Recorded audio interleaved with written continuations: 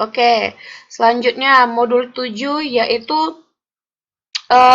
harga faktor produksi dan penentuan balas jasa faktor produksi. Dan lagi-lagi kita membahas mengenai bagaimana sebenarnya harga faktor produksi tersebut dan balas jasa faktor produksi. Sebelum saya lanjut, kenapa sih sebenarnya intinya dari kemarin kita belum pelajari harga itu harus sesuai dengan konsumen inginkan seperti itu. Terus kita harus mempelajari benar-benar bagaimana memutuskan harga faktor produksi, harga output yang benar-benar konsumen dan produsen inginkan. Sebenarnya kenapa sih sebenarnya kita itu harus menentukan yang namanya harga faktor produksi seperti itu? Ada yang bisa memberikan jawabannya nggak, pendapatnya nggak mengenai ini?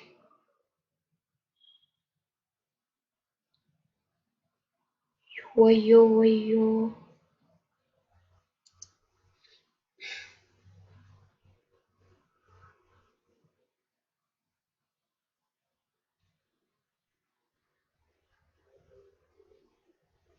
Ayo, kenapa sebenarnya harga faktor produksi itu sangat penting seperti itu?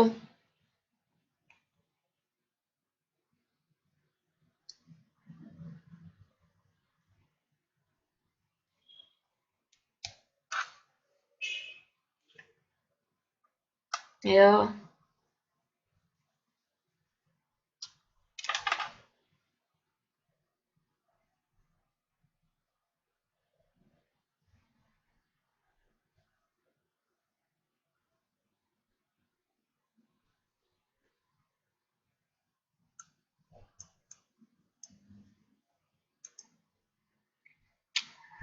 Karena menentukan besarnya pendapatan.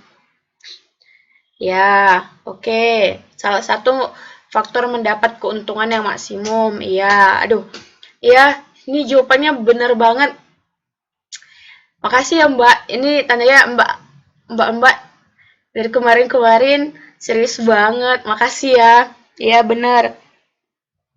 Misalnya pendapatan sektor rumah tangga dan faktor mendapatkan keuntungan yang maksimum itu merupakan salah satu faktor penting kenapa yang namanya harga faktor produksi itu berlaku. Tapi bagaimana kalau kita melihatnya itu dari sisi konsumennya seperti itu? Dikatakan seperti ini, penentuan harga faktor produksi dalam ilmu ekonomi penting. Kenapa? Karena besarnya pendapatan sektor rumah tangga konsumen seperti yang katakan Mbak Evriana. Jadi yang namanya harga faktor produksi itu ditentukan untuk mengukur berapa sebenarnya pendapatan yang didapat oleh rumah tangga, berapa sebenarnya pendapatan real yang didapat oleh suatu negara atau pendapatan nasional dari suatu negara. Jadi dari harga faktor produksi ini dapat diketahuilah sebenarnya bagaimana sih daya beli daripada suatu negara seperti itu. Terus dari sini juga kita ketahui dengan adanya harga faktor produksi, kita dapat mengetahui biaya-biaya perusahaan atau biaya-biaya yang dikeluarkan oleh perusahaan dalam melakukan proses produksi. Terus selanjutnya dikatakan mengalokasikan penggunaan faktor produksi dan distribusi barang-barang dan jasa-jasa kepada konsumen. Jadi adanya faktor produksi dan bagaimana sistem distribusinya itu sampai kepada konsumen. Jadi ada faktor-faktor produksi, bagaimana pengolahan dari faktor-faktor produksi itu. Nah, itulah kenapa pentingnya harga produksi itu dipelajarin seperti itu. Terus dikatakan sini, permintaan faktor produksi menurut anggapan pasar output. Oke,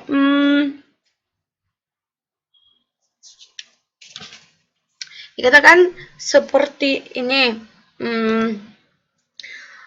Ada beberapa jenis di sini yang namanya permintaan faktor produksi menurut anggapan pasar output. Yang pertama kita lihat dari persaingan pasar, persaingan murni Dan bagaimana sih pasar persaingan murni itu di pasar output? Jadi ini banyak sekali yang saya tulis dan menurut saya ini penting. Faktor produksi yang mempunyai produktivitas tinggi untuk memproduksi barang yang harga tinggi mempunyai permintaan yang tinggi. Jadi adanya faktor produksi tinggi berhubungan juga terhadap yang namanya permintaan yang tinggi, ya dong. Karena permintaan masyarakat yang tinggi, makanya dilakukan proses produksivitas yang tinggi juga, iya kan, agar dapat memenuhi permintaan-permintaan dari pasar seperti itu. Terus dikatakan, meskipun suatu input mempunyai produktivitas tinggi untuk memproduksi suatu barang, tetapi bila tidak ada seorang pun bersedia membeli produknya, maka tak ada permintaan akan input tersebut. Artinya, proses produktivitas itu juga membutuhkan yang namanya input atau faktor-faktor yang mempengaruhi proses produksi seperti itu. Jadi input yang tinggi maka menghasilkan proses produksi yang banyak seperti itu. Terus besarnya produk fisik marginal akan menurun dengan makin banyaknya satuan input yang digunakan dalam proses produksi. Artinya seperti ini. Jikalau kita melakukan yang namanya tambahan produk seperti itu, kan berarti di satu sisi dia juga membutuhkan yang namanya input kan seperti itu. Jadi, tapi kalaulah misalnya proses produksinya itu misalnya mengalami yang namanya, misalnya seperti ini saya kasih contohnya, jikalau dia misalnya memproduksi yang namanya beras satu hari 5 seperti itu, terus dia ingin yang namanya melakukan tambah, misalnya dalam beras itu ada padi, terus padi ini kan padinya itu misalnya 10 untuk menghasilkan yang namanya 5 seperti itu. Tapi untuk yang namanya 5 seperti itu, dia bisa jadi padinya itu cuma dibutuhkan 9. Nah, dan satu lagi itu sisa 1 bisa dijadikan jadi tambahan pendapatan marginal seperti itu. Tapi di sini dikatakan jikalau satuan input yang digunakan itu banyak, misalnya 10 tadi, maka dia tidak bisa melakukan yang namanya pendapatan ataupun tambahan marginal. Itu deh intinya. Terus dikatakan, bila produk pendapatan marginal MRP lebih besar daripada biaya input marginal, maka penambahan penggunaan faktor produksi masih akan menaikkan keuntungan total, ya. Terus bila produk pendapatan marginal lebih kecil daripada biaya input marginal, maka penggunaan input justru menurunkan pendapatan keuntungan total atau kerugian, ya. Masuk lagi tuh teori MR3 teori yang kemarin saya jelaskan. Terus di sini ada dikatakan ada teori dari MC sama dengan MR sama dengan MRP sama dengan ME itu sebenarnya sama, namun di MRP atau ME itu lebih fokus kepada input, sedangkan MC sama MR kan lebih kepada output, kan seperti itu. Jadi di dalam produk pendapatan marginal dan produk pendapatan marginal berarti kan di situ produk pendapatan marginal dengan biaya input marginal, di situ lebih fokus kepada input atau faktor produksi. Tapi kalau yang namanya pendapatan marginal dengan biaya marginal itu lebih pada fokus kepada output. Itulah perbedaan dari MRP sama dengan MP dengan MC sama dengan MR. Seperti itu. Terus MRP merupakan schedule permintaan faktor produksi tenaga kerja yang dimana kurva permintaan tenaga kerja ditentukan oleh produktivitas faktor produksi dengan harga output. Jadi produk pendapatan marginal yang di sini, dia tuh lebih dispesifikasikan terhadap permintaan tenaga kerja seperti itu. Untuk teman-teman supaya lebih dalam lagi mengenai bagaimana produk fisik marginal ini, maka teman-teman bisa melihat yang namanya tabel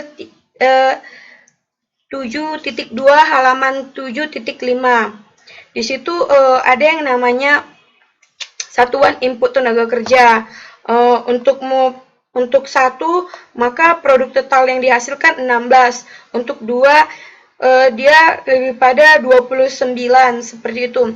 Jadi yang dinamanya di dalam persaingan murni di pasar output ini, dia lebih menekankan bagaimana MRP-nya atau proses pendapatan marginalnya yang diukur dari bagaimana tenaga kerja, bagaimana hubungan itu terhadap permintaan tenaga kerja untuk memproduksi bahan, untuk memproduksi output seperti itu.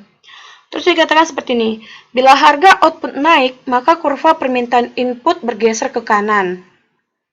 Sebaliknya, bila produktivitas faktor produksi atau harga output turun, maka kurva permintaan input bergeser ke kiri. Nih, umum lah ini sebenarnya. Oke, selanjutnya monopoli murni di pasar output. Di sini kita persaingan murni, pasar persaingan murni. Jadi bagaimana di dalam monopoli murni? Di sini dikatakan seperti ini.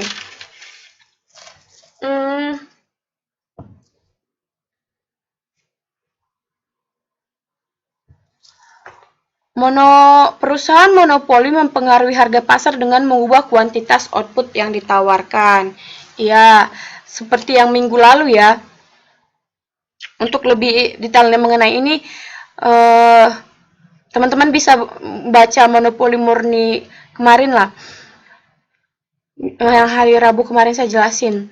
Terus dikatakan seperti ini, harga output persatuan harus diturunkan agar perusahaan monopolis dapat menjual lebih banyak dan merupakan tambahan pendapatan akibat digunakan satu tambahan tenaga kerja. Nah, yang dimaksud dengan di sini adalah seperti ini. Jikalau teman-teman melihat tabel 7.3, di situ kan kalau yang dinamakan kalau di tabel 7.2 dikatakan bahwa harga satuan inputnya 2, maka harga output persatuan tetap 2, seperti itu. Tapi perbedaannya di tabel 7.3, jikalau dia menggunakan satuan outputnya itu banyak, maka harga produk persatuan juga mengalami perubahan juga seperti itu. Tidak seperti di tabel 7.2 yang artinya penggunaan satuan tenaga kerja tidak berhubungan terhadap harga output persatuan, tetap dihargai 2. Tapi di dalam perusahaan monopoli murni, penggunaan tenaga kerja itu berhubungan terhadap harga produk persatuan. Jadi asumsinya seperti ini. Jika semakin banyak tenaga kerja yang digunakan, maka harga produk persatuan, harga produk yang dilemparkan terhadap masyarakat itu akan mengalami penurunan seperti itu. Bukan malah mengalami penaikan seperti itu. Terus perusahaan monopolis di pasar output kurang responsif terhadap perubahan tingkat upah. Iya. Kenapa dikatakan dia tidak responsif terhadap perubahan tingkat upah? Jikalau dia responsif terhadap perubahan upah, maka bisa jadi dia mengalami kerugian karena adanya tingkat upah yang terjadi di masyarakat. Artinya biaya produksi yang sudah ditentukan sebelumnya, maka akan mengalami kenaikan lah jika terjadi perubahan tingkat upah yang naik juga seperti itu. Jadi biaya produksi yang sudah mereka tentukan, maka akan mengalami perubahan lah seperti itu. Jadi itulah kenapa mereka tidak responsif terhadap yang namanya perubahan tingkat upah. Terus kata seperti ini, bila harga input turun, perusahaan monopoli murni secara relatif lebih segan menambah output. Terus dikatakan, permintaan pasar atas faktor produksi secara total diperoleh dengan menjumlahkan secara horizontal semua kurva-kurva permintaan perusahaan faktor produksi individu. Oke.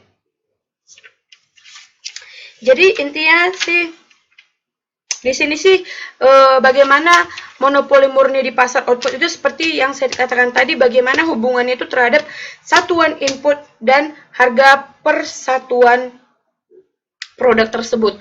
Itulah yang menurut saya bagaimana monopoli murni di pasar output yang kita pelajari di sini. Terus seperti ini, perubahan kurva dan elastisitas permintaan faktor produksi. Ada 3 hal yang mempengaruhi kurva permintaan input, yaitu produktivitas, harga output, dan input. Terus perubahan kurva permintaan disebabkan oleh perubahan permintaan produk. Yang dimaksud dengan perubahan permintaan produk yaitu perubahan permintaan produk menyebabkan perubahan harga dan selanjutnya mempengaruhi schedule MRP. Harga pendapatan apa tadi MRP? Masih ingat dong? Sebelumnya saya jelasin. Halo? Oke deh, tadi katakan produk pendapatan marginal, seperti itu. Jadi, karena permintaan faktor produksi merupakan permintaan turunan. Jadi, yang namanya perubahan permintaan produk, pasti iya dong bakal mempengaruhi berapa input yang dihasilkan. Kalaulah permintaan produknya mengalami kenaikan, maka inputnya juga mengalami kenaikan.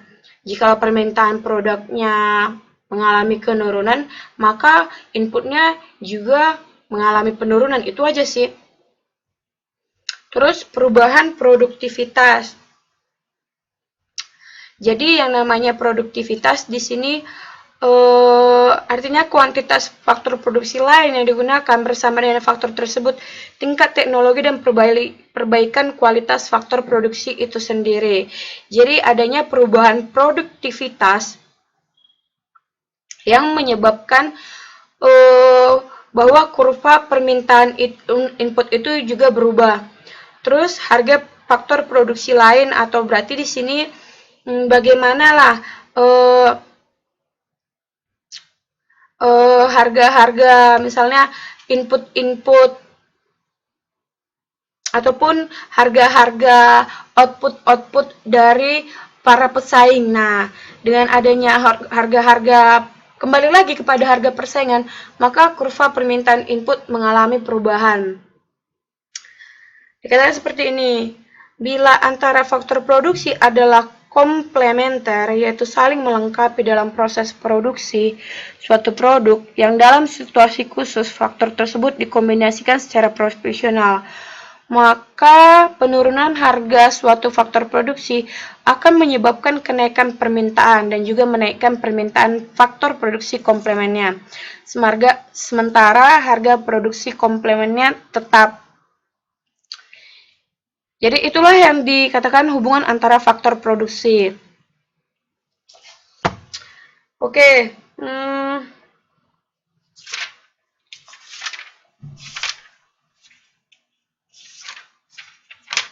Oke. Selanjutnya saya bakal ngejelasin untuk kegiatan belajar 2, yaitu penentuan balas jasa produksi. Jadi untuk sebenarnya kalau yang namanya penentuan harga faktor produksi ini masing-masing kemarin-kemarin sudah kita pelajarin ya. Yang artinya di sini kita lebih pada pengulangan saja seperti itu. Jadi di sini kita lebih membahas bagaimana sih penentuan balas jasa faktor produksi. Jadi penentuan balas jasa itu dapat berupa pendapatan atau gaji, kekayaan, dan distribusi. Terus dikatakan di sini, ada beberapa teori dari pendapatan, yaitu yang pertama yaitu pendapatan berasal dari tenaga kerja dan pemilikan. Jadi pendapatan yang dikatakan dari tenaga kerja ini artinya suatu masyarakat yang bekerja di suatu perusahaan, maka dia mendapatkan upah dari gaji dari tenaga kerja itu. Dan pemilikan di sini misalnya perusahaan menyewa suatu gedung dari seorang pemilik. Nah, itulah yang dimasuk dalam pemilikan di sini. Pendapatan itu berasal dari pemilikan seperti itu. Terus yang dikatakan peran pemerintah. Artinya peran pemerintah di sini adalah pemerintah memperkerjakan ratusan ribu sampai jutaan pegawai yang merupakan sumber pendapatan rumah tangga. Jadi artinya kan masyarakat tidak juga bekerja di dalam perusahaan kan. Masyarakat juga bekerja di pemerintah juga kayak PNS seperti itu. Terus bisa juga peran pemerintah ini memberikan penghasilan dalam bentuk pembayaran transfer kepada perorangan, yaitu bantuan subsidi pendidikan, terus perumahan, kredit, serta subsidi terhadap barang-barang lain, misalnya BBM, listrik, pupuk, subsidi transportasi, seperti itu. Jadi di sini yang dimaksudkan peran pemerintah.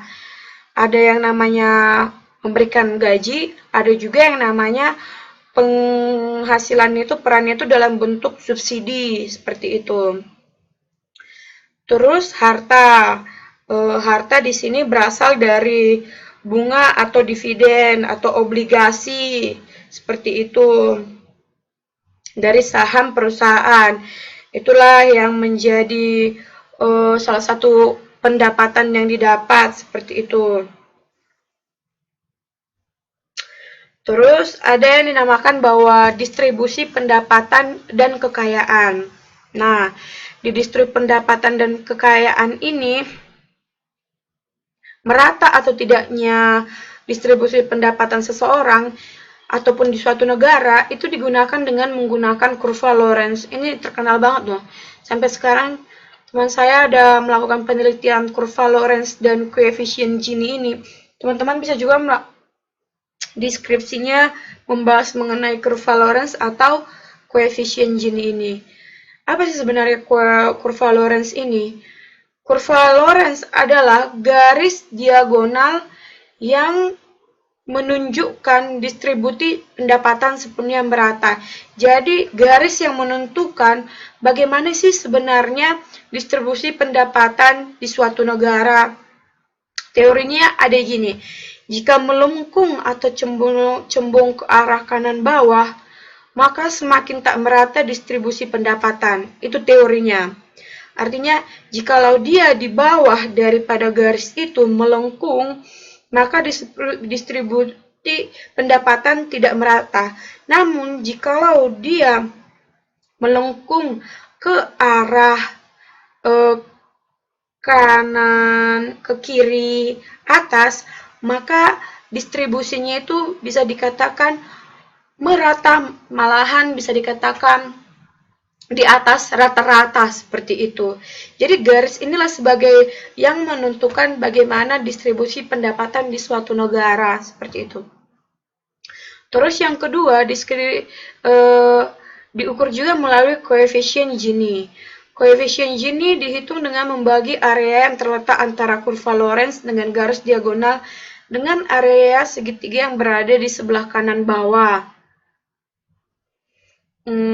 Kanan bawah dan garis diagonal. Besarnya angka koefisien Gini adalah 0 sampai 1. Semakin besar angka koefisien Gini, maka semakin tak meratalah distribusi pendapatan. Jadi ada skalanya itu dari 0 sampai 1. Jadi jikalau dia semakin besar angkanya itu, maka semakin tak merata distribusi pendapatan.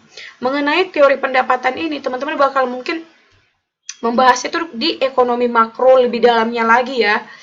Karena pendapatan ini berhubungan juga terhadap sistem secara umum suatu negara seperti itu. Jadi kita hanya membahas ini dalam skala rumah tangga produksi dan skala rumah tangga konsumsinya aja. Tapi sekedar sekedar menyinggung lah seperti itu. Terus yang namanya pendapatan ini kan kayak kata Mbak Evriana, berdasarkan dari upah. Jadi bagaimana sih sebenarnya penentuan dari perbedaan upah yang terjadi dalam konsumen itu? Kan kita kan membahasnya secara konsumen ya sekarang. Terus dikatakan seperti ini. Di awal dikatakan seperti ini, setiap negara selalu bercita-cita dan berupaya menyediakan pekerjaan bagi rakyatnya dengan upah tinggi, hingga mereka bisa membeli kebutuhan yang mereka inginkan. Itu pada teorinya seperti itu. Terus dikatakan sini, pendapatan tenaga kerja dihitung dari upah real rata-rata per hari atau per jam yang mencerminkan daya beli yang diperoleh dari hasil bekerja selama satu hari atau sebesar upah uang dibagi dengan harga. Nah, itulah yang dimaksud dengan indeks biaya hidup. Jadi pendapatan itu dihitung dari yang namanya upah rata-rata per hari ataupun per jam, ya kan? Hasil bekerjanya selama satu hari itulah. Itu. Terus dikatakan sini, permintaan faktor produksi tenaga kerja oleh perusahaan mencerminkan produktivitas marginal. Jadi, jikalau suatu perusahaan melakukan tambahan output ataupun marginal itu, maka dia juga melakukan tambahan terhadap yang namanya faktor produksi tenaga kerja, ya kan? Realitanya seperti itu kan, jikalau produksinya banyak, maka faktor produksinya juga mengalami kenaikan seperti itu. Terus dikatakan lagi penawaran tenaga kerja menunjukkan jumlah jam atau hari kerja yang para pekerja ingin bekerja pada tingkat upah real atau nominal. Jadi penawaran tenaga kerja ini terjadi dari jumlah jam atau hari kerja dan para pekerja ingin bekerja. Terus, 3 elemen yang menentukan penawaran tenaga kerja yaitu jam kerja per tenaga kerja. Ya, terus partisipasi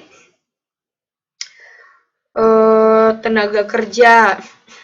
Artinya, berapa orang sih sebenarnya tenaga kerja yang turut berpartisipasi di dalam suatu perusahaan itu.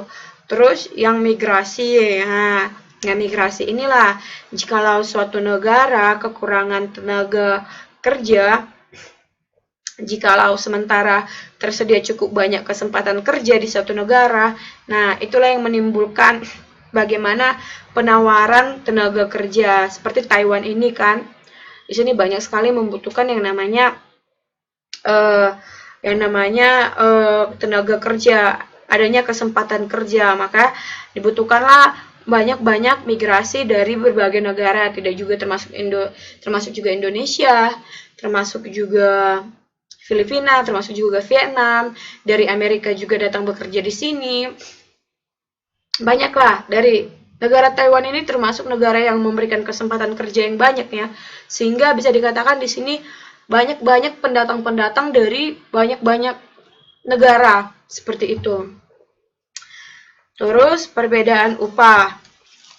Perbedaan upah dijelaskan di sini dijumpai dari berbagai sektor industri. Dan ada dia perbedaan upah itu berdasarkan pertama perbedaan tugas atau pekerjaannya.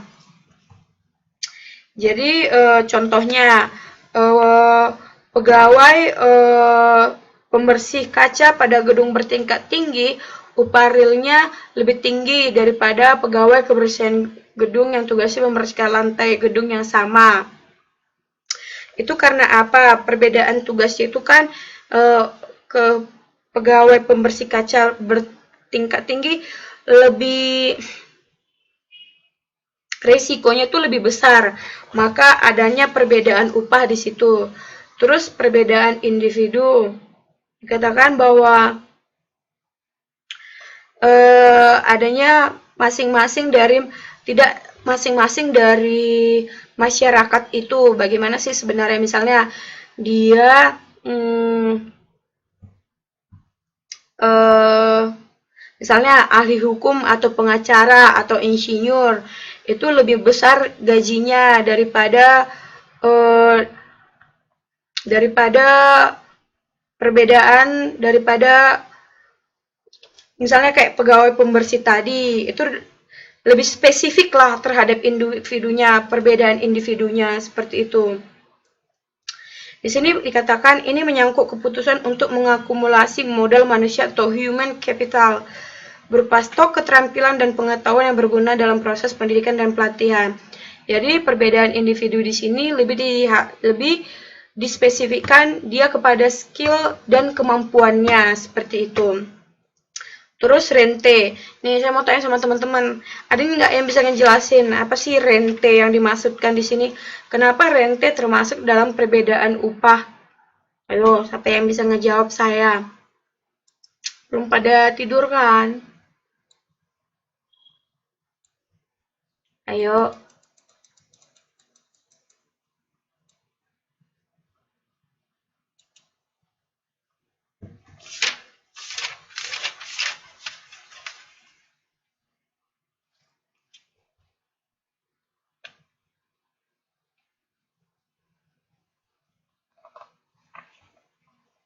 Ayo.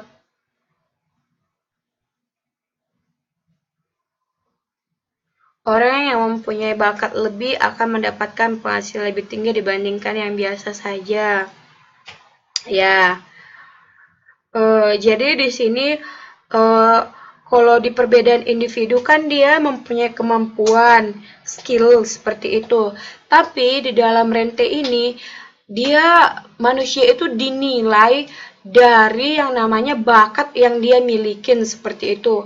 Kayak misalnya uh, pemain sepak bola, dia memiliki bakat bermain sepak bola, maka di sini dia bisa dikatakan menjual bakatnya itu untuk mendapatkan upah. Pemain sepak bola, artis, seperti itu, penyanyi yang mempunyai bakat dari dalam sendirinya, itulah yang dinamakan rente atau rente individu. Jadi penilaian bagaimana sebenarnya keunikan daripada atau ciri khas daripada individu tersebut seperti itu. Itulah ya salah satu bagaimana perbedaan upah di sini.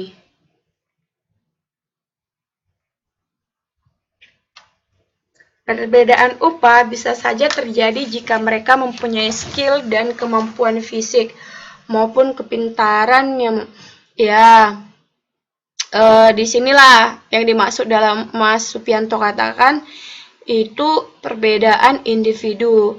Jadi dia skill atau kemampuan yang dia asah dan mungkin kemampuan fisiknya itu mungkin kalau kemampuan fisik dia kepada perbedaan tugas atau pekerjaannya seperti itu.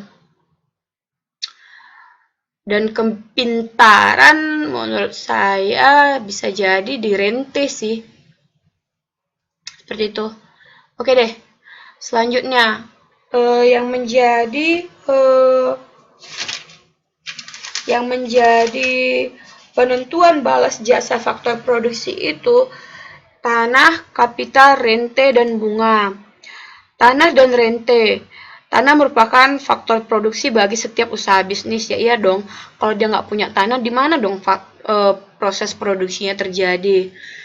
Terus dikatakan seperti ini, harga sewa yang harus dibayar untuk penggunaan sebidang tanah selama periode waktu tertentu yang besarnya digunakan per satuan waktu. Artinya sewanya itu setahun, sewanya itu 1 bulan, seperti itu. Terus, bila rente di atas tingkat rente keseimbangan, banyaknya tanah yang dimiliki lebih sedikit daripada penawaran yang jumlahnya tetap. Jadi, dikatakan di nomor 3 ini, dikatakan seperti ini di buku, pemilik tak bisa menyewakan semua tanah yang ditawarkan, dan karena itu harus menawarkan pada tingkat sewa lebih rendah. Dengan sebaliknya, bila sewa lebih tinggi daripada sewa keseimbangan. Karena itu, sewa cenderung berada pada tingkat keseimbangan yang dijamin oleh kondisi persaingan.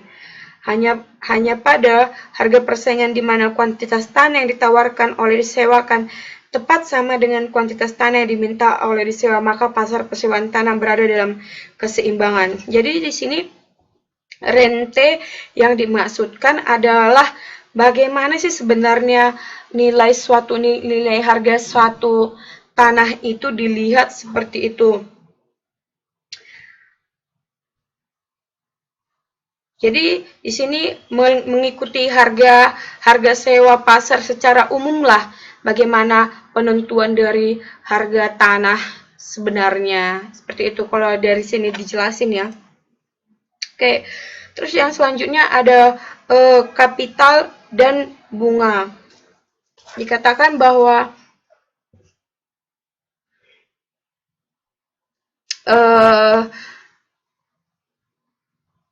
secara tradisional, ekonomi membedakan 3 macam faktor produksi tanah tadi yang kita pelajari, terus tenaga kerja dan kapital.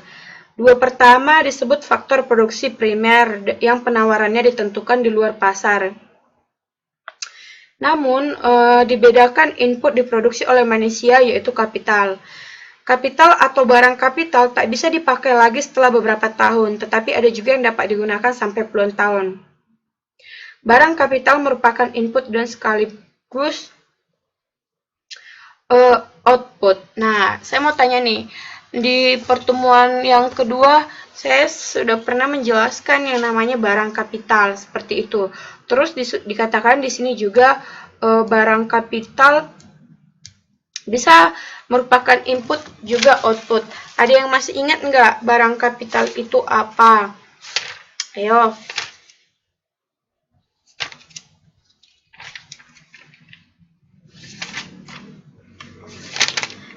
Ayo, ada yang masih ingat nggak?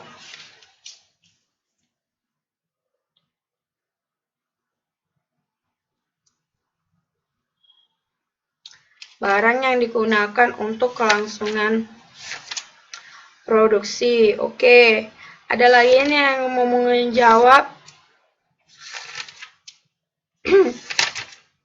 Bentar ya, saya minum dulu nih.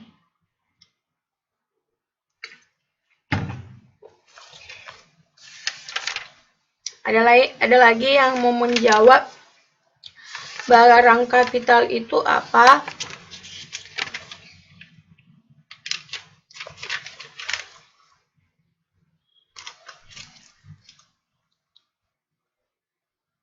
Oke deh ya. Untuk memperhemat waktu, barang kapital adalah barang yang bisa mengalami penyusutan seperti itu. Jadi barang kapital contohnya barang yang bisa mengalami penyusutan. Teman-teman mungkin udah belajar akuntansi ya.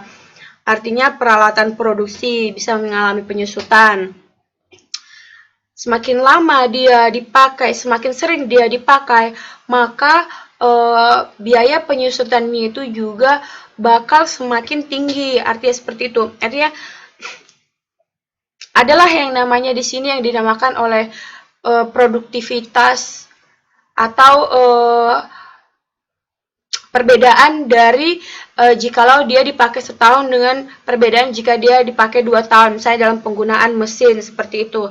Itulah yang dimaksud dengan barang kapital, oke? Terus dikatakan sini, harga dan sewa barang kapital. Barang kapital dibeli dan dijual di pasar. Sebagian besar barang kapital dimiliki dan digunakan oleh perusahaan. Namun, ada juga disewakan oleh pemiliknya dengan membayar uang sewa. Itulah yang dimaksud dengan harga dan sewa barang kapital. Terus yang selanjutnya tingkat hasil barang kapital. Artinya barang kapital harus dialokasikan pada berbagai investasi. Apakah lebih banyak investasi dialokasikan pada industri berat seperti baja atau pada industri teknologi informasi seperti internet? Artinya barang kapital di sini termasuk juga sebagai barang investasi. Dan untuk menentukannya, maka diperlukanlah pengukuran dan penghitungan hasil penggunaan kapital. Jadi, kita harus mengukur bagaimana sih sebenarnya suatu barang kapital itu berfungsi seperti itu. Dan salah satu pendekatan untuk mengukur dari tingkat hasil barang kapital dia itu adalah membandingkan tingkat hasil produksi kapital dari berbagai investasi yang berbeda, dan rasio antara hasil per tahun dengan biaya investasi yang dikeluarkan disebut tingkat hasil kapital. Oke, terus dikatakan sini kekayaan finansial dan tingkat suku bunga. Jadi kekayaan finansial ini adalah berupa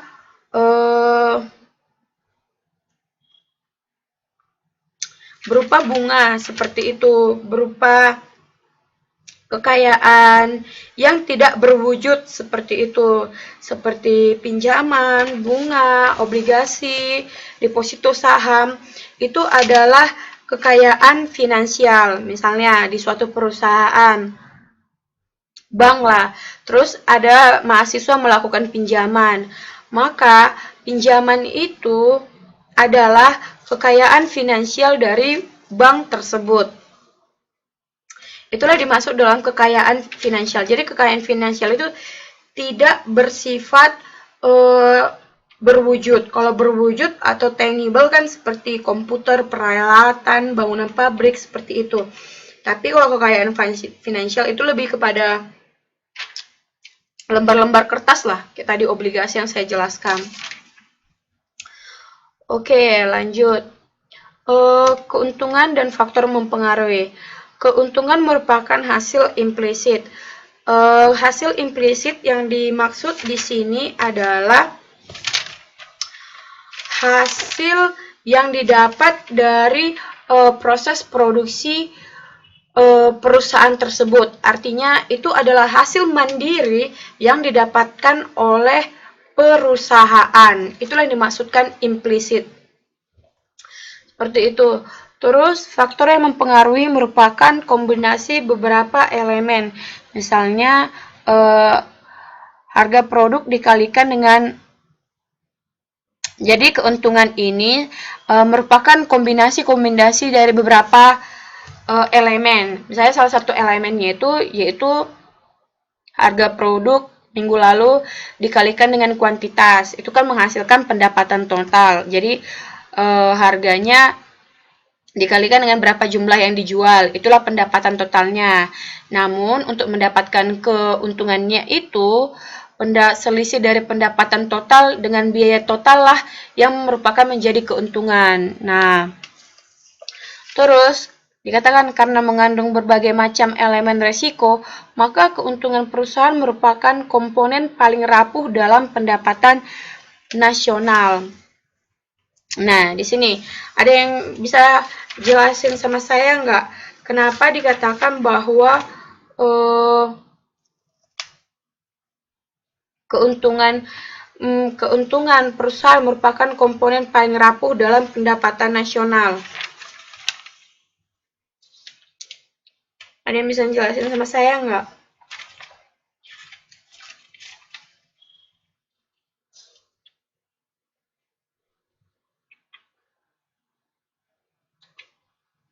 Oke deh.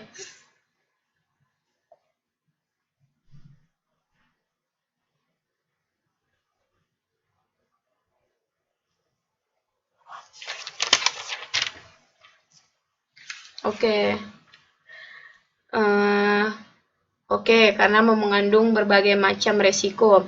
Artinya seperti ini. Jikalau perusahaan tidak mendapatkan keuntungan, simpel aja sih. Jikalau perusahaan tidak mendapatkan, makasih ya Mbak Ami. Jikalau perusahaan tidak mendapatkan yang namanya keuntungan, maka otomatis dia bakal tidak memproduksi tidak memproduksi output lagi kan, karena dia tidak mendapatkan keuntungan ataupun kerugian.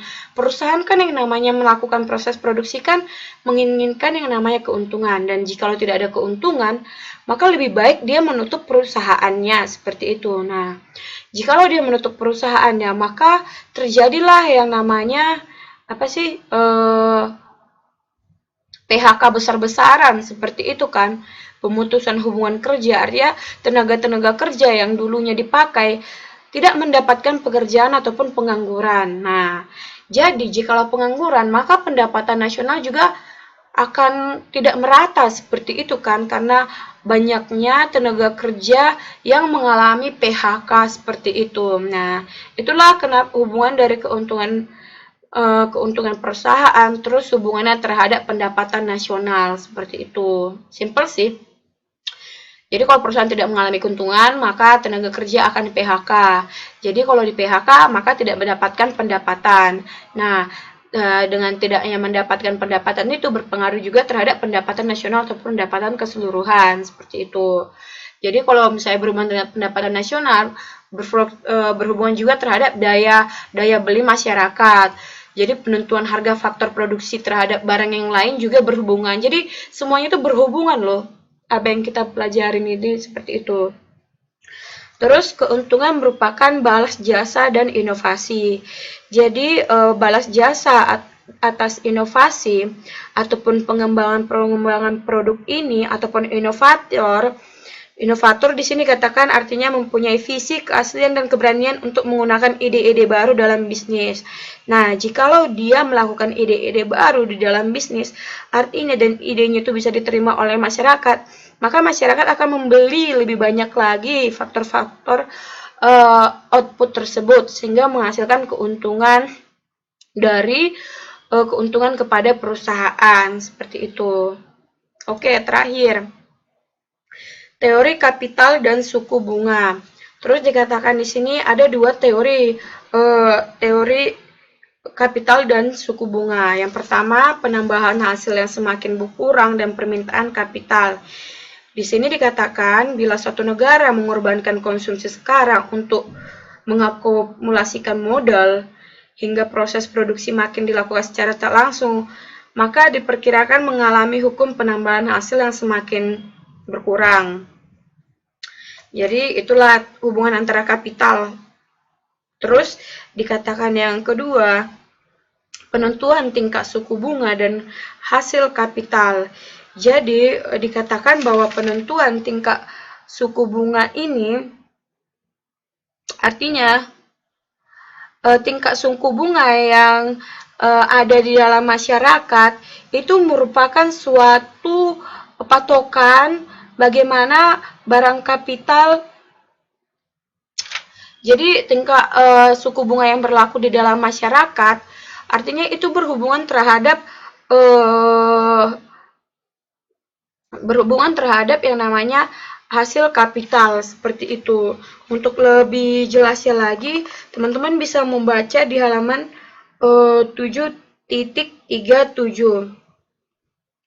Jadi dikatakan seperti ini, jika tingkat hasil kapital lebih besar daripada tingkat suku bunga yang ada, maka pasar akan melakukan investasi. Jadi, jikalau tingkat suku bunganya lebih rendah daripada hasil kapital, maka perusahaan-perusahaan akan melakukan investasi seperti itu. Mungkin tingkat suku bunga ini dijelaskan terhadap bank dan lembaga keuangan lainnya. Itu mungkin teman-teman pelajarin di semester ini. Oke, sejauh ini ada yang mau bertanya? Semuanya kayaknya sudah pada tidur nih. Tapi udah ada yang mau bertanya mengenai ini? Semuanya masih pada ngilang. Lumayan, Bu. Minimal adalah yang didapat dari sini ya, buat teman-teman ya.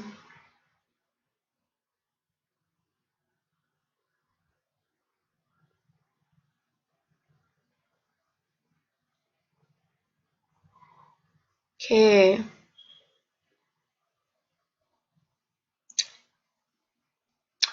Jadi, oh iya, hmm, jadi kayaknya ini ya pertemuan terakhir kita ya, sepertinya ya teman-teman ya. Karena untuk yang 8 sama 9 saya itu sebagai pengganti pertemuan kita pertama kali seperti itu. Jadi nanti saya besok mudah-mudahan ya besok pagi saya sudah mengupload semua video-video yang selama ini eh, kita sudah modul-modul selama ini seperti itu. Kenapa saya nggak upload dari awal? Itu karena kemarin itu ada kesalahan di komputer saya seperti itu. Jadi videonya itu ada suara-suaranya itu yang enggak bagus seperti itu. Jadi kemarin saya istilahnya mengedit-edit lah untuk suaranya itu biar lebih jelas lagi seperti itu.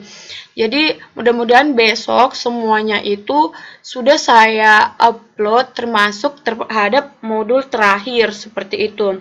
Jadi untuk modul terakhir bagi teman-teman yang enggak ngerti, sebenarnya modul terakhir ini simple banget. Ini lebih lagi-lagi membahas tentang harga keseimbangan. Ya, harga keseimbangan kembali lagi MR sama dengan NC. Kan seperti itu. Nah, itu lagi sih yang dijelaskan di modul 8 ini.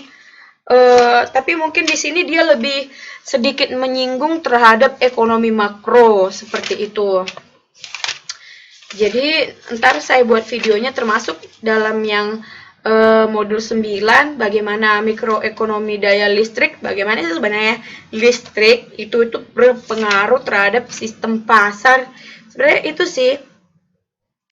Jadi nanti saya buat video. Ntar kalau teman-teman udah nonton videonya terus enggak ngerti, boleh tanyakan saya melalui Facebook saya seperti itu. Ntar saya cari cara simpelnya lah biar teman-teman ngerti seperti itu. Gimana nih teman-teman? Oke. Aduh,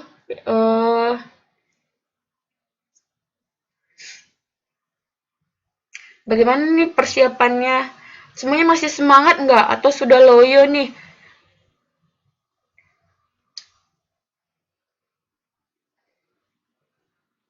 Ya, semangat ya Mbak Ami.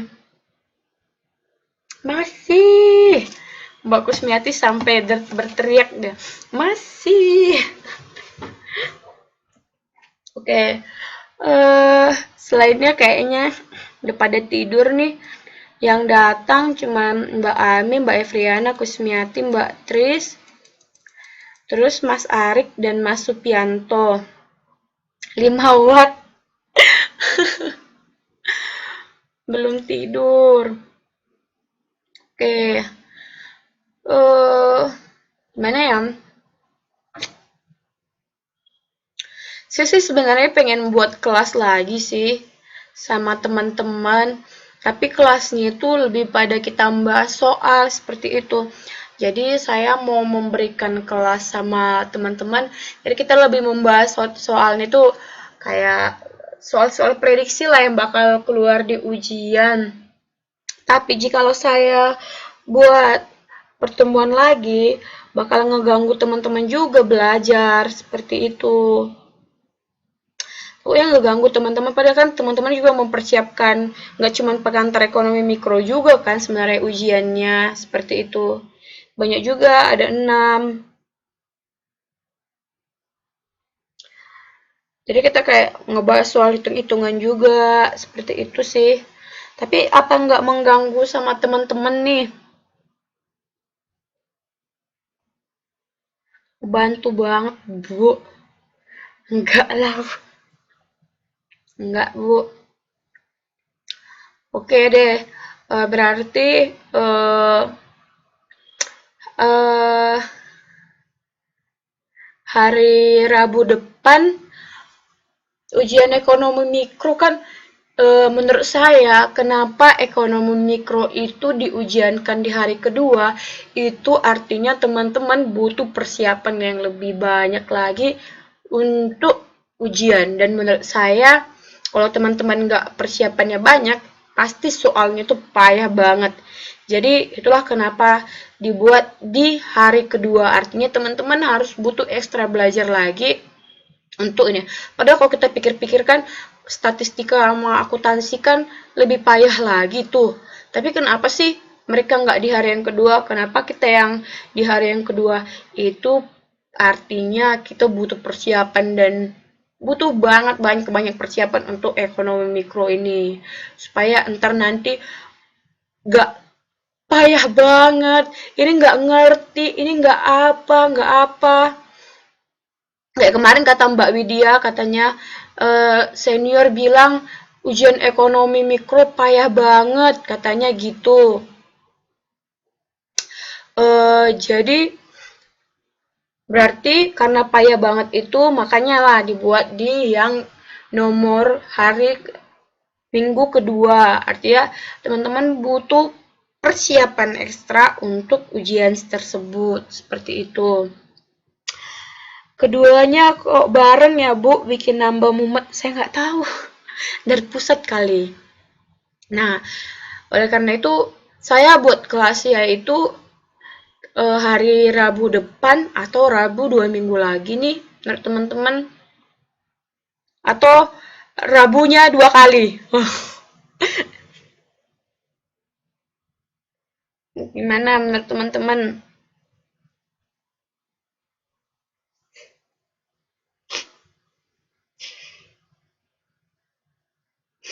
Karena mau, oke deh. Tapi kalau teman-teman yang lain juga pada setuju ya, seperti itu. Artinya kalau teman-teman yang lain juga mau pesertanya yang pesertanya banyak juga, saya bisa pastiin sama pihak UT-nya bahwa banyak juga mahasiswa yang ingin seperti itu. Tapi kalau misalnya 5 sampai 6 orang, kita ntar buat grup di Facebook aja seperti itu. Untuk ngebahas yang kalau oke, Mbak Kusmiati bilang minimal 1 kelas tambah. Oke, nggak masalah. Oke deh, jadi mudah-mudahan lah ya. Ada kesempatan seperti itu. Kalau mungkin saya bisa juga, saya pasti buat kelas tambahan. Tapi kalaupun enggak, saya bakal ngasih teman-teman soal-soal bahas-bahasan lah, seperti itu ya. Oke deh, atau sejauh ini ada yang mau bertanya nggak, teman-teman?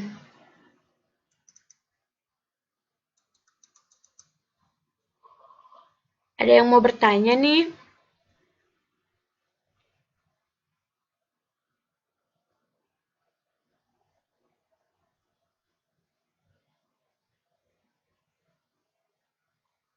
Ada yang mau bertanya? Besok besok mbak-mbak pada kerja nggak?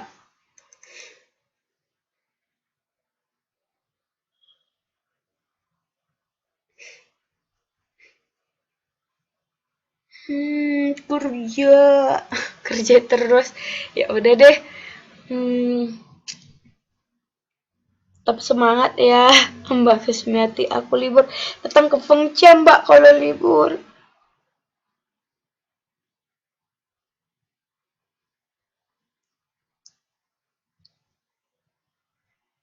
Besok ada acara di Taipei, ada pengajian, Bu. Wah, Mas Arif legend ya pengajiannya. Oke deh.